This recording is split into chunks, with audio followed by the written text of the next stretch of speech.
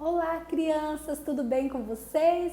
Muita saudade, vontade de abraçar todo mundo, mas já tudo isso vai passar, né? Vamos continuar orando, pedindo ao Papai do Céu que nos livre de todo o mal. Hoje nós vamos ouvir sobre uma história muito interessante. Eu ouvi essa história quando eu ainda era bem pequena e eu nunca me esqueci desse personagem. Mas antes de falar quem é o personagem bíblico que nós vamos ouvir a história dele hoje, nós vamos orar. Vamos lá fechar os olhinhos e clamar ao Papai do Céu sobre as nossas vidas.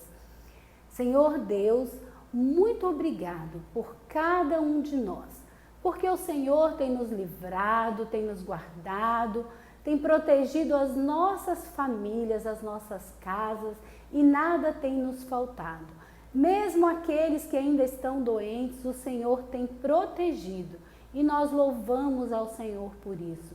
Deus, guarda cada um dos membros da nossa igreja, guarda cada filho do Senhor espalhados por toda a terra. Nós te louvamos e bendizemos o teu nome e pedimos que o Senhor fale aos nossos corações através dessa história bíblica. Em nome de Jesus, amém. Quem é que está curioso aí para saber qual é o personagem? Vamos fazer uma adivinha. Ele lutou contra o exército dos midianitas com 300 homens. Quem sabe quem foi? Isso mesmo, parabéns para quem acertou.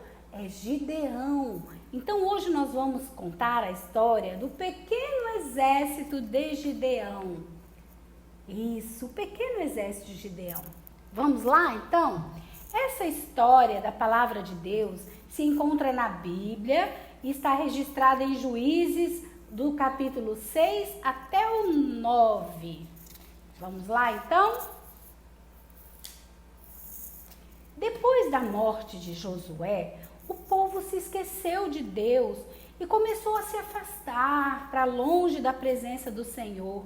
Então, Deus permitiu que um povo vizinho, os midianitas, queimassem as suas colheitas, queimassem as suas casas. E aí, o povo de Israel teve que morar em cavernas, porque eles ficaram sem lugar de morar, porque tudo foi devastado pelos midianitas. Então, eles foram morar em cavernas. Então, Gideão, um israelita, ele estava preparando o trigo num lugar secreto. Ele malhava o trigo no tanque de pisar as uvas. Vamos entender isso aqui. Naquela época, as uvas eram pisadas dentro de um grande tanque para se fazer o vinho. Então, nesse lugar onde se preparava o vinho, Gideão se escondeu para poder malhar o trigo. O que é malhar o trigo? Eles batiam os cachos de trigo para poder pôr para secar. Tinha que ser escondido, porque se os midianitas o vissem, eles roubavam toda a sua colheita. Por isso ele estava escondido. Mas Gideão estava escondido dos midianitas e não de Deus. Por quê? Porque de Deus ninguém se esconde. Não há nada que a gente faça que pode ser escondido de Deus. Porque Deus conhecia Gideão. Então Deus mandou um anjo com uma mensagem para Gideão. Olha só, o anjo levou uma mensagem do Senhor para Gideão. O que será essa mensagem que Gideão recebeu da parte do Senhor? Deus queria que Gideão destruísse uma estátua de um Deus falso que pertencia ao seu próprio pai. O pai de Gideão tinha uma estátua de um Deus falso. E no lugar daquela estátua que Gideão deveria destruir, ele deveria construir um altar para o Deus verdadeiro, para o nosso Deus, o Deus Todo-Poderoso. E apesar de ter muito medo, Gideão fez o que Deus lhe ordenou. Olha lá, Gideão foi até ao altar do Deus falso e destruiu ele, porque Deus mandou. Deus abomina a idolatria. Por isso Deus mandou destruir aquele Deus falso.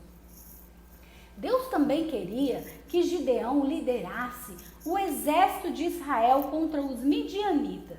Mas Gideão estava com muito medo, gente. Imagina liderar um exército. Ele era um agricultor. Então, ele pediu a Deus um sinal. Ele queria ter certeza de que Deus estava com ele. Então, ele deixou um pouquinho de lã no chão. Gideão fez um teste com Deus. Ele deixou um chumaço de algodão no chão. Para fazer o que será? Vamos ver o que é que Gideão queria saber com essa lã no chão? Vamos ver aqui, ó. E Gideão falou: tá, eu vou colocar essa lã aqui, e se de manhã o orvalho tiver molhado somente a lã e o chão em volta dela estiver todo seco, então eu poderei ficar certo de que o Senhor Deus realmente me usará para libertar a Israel. Então, pela manhã, o chão estava sequinho, mas a lã estava toda encharcada de água. Olha só, Gideão apertou a lã e ela estava cheia de água. Esse é o nosso Deus Todo-Poderoso que faz todas as coisas conforme Ele quer. Gideão ainda estava com dúvidas. Vocês acreditam que Gideão ainda teve dúvida? Depois dele fazer esse teste com o Senhor, ele ainda teve dúvidas. Ele queria agora que Deus mandasse o orvalho para molhar o chão e deixasse a lã seca. No outro teste, a lã tinha que ficar molhada e em volta seco.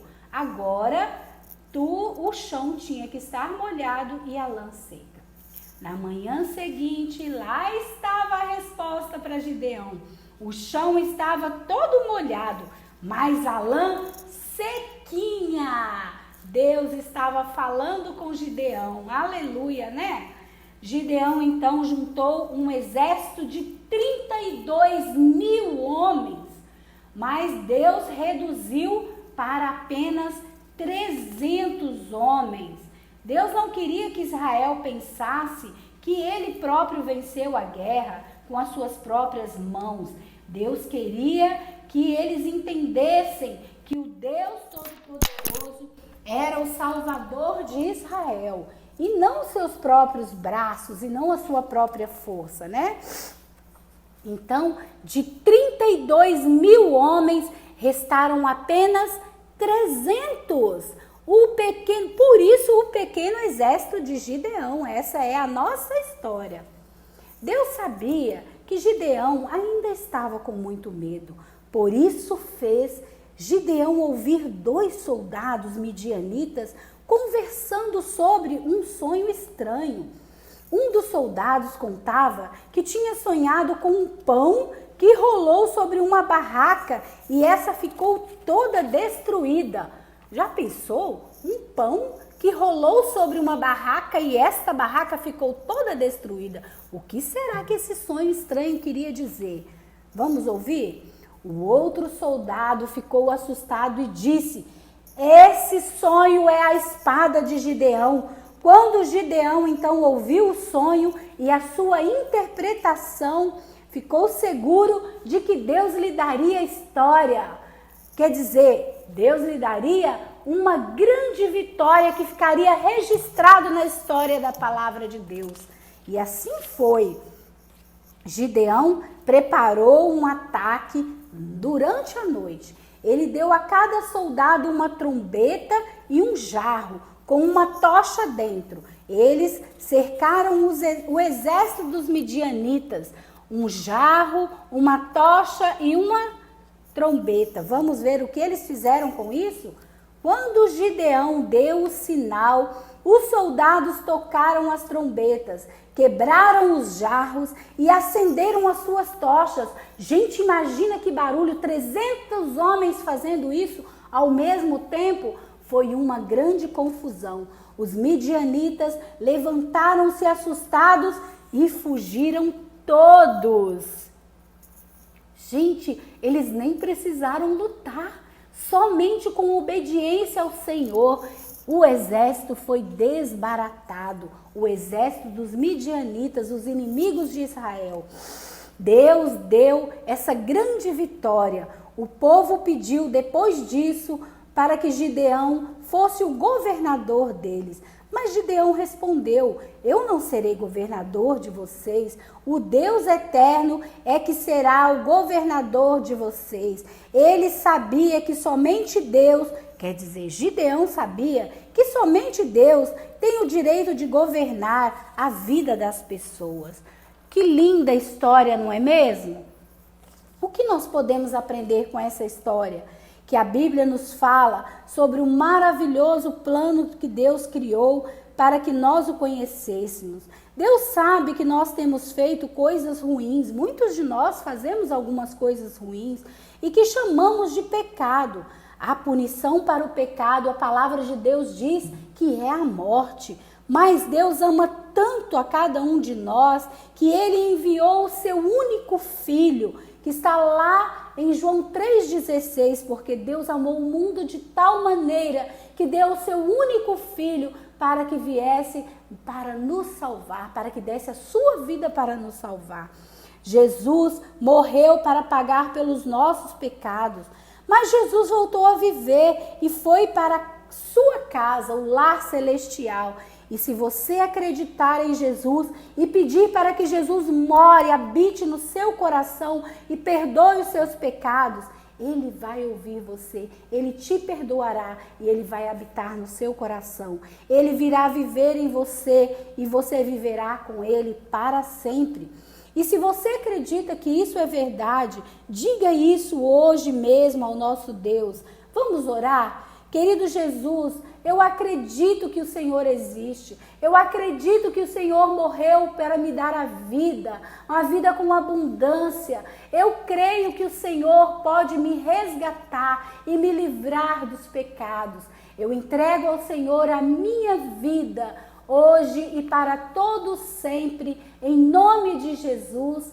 Amém. Eu espero que vocês tenham gostado dessa linda história, onde nós aprendemos o valor da obediência, que mesmo tendo medo, nós podemos confiar em um Deus todo-poderoso, Criador dos céus e da terra, e que tem todo o poder nas suas mãos, e que nada foge ao controle da sua soberana vontade. Amém?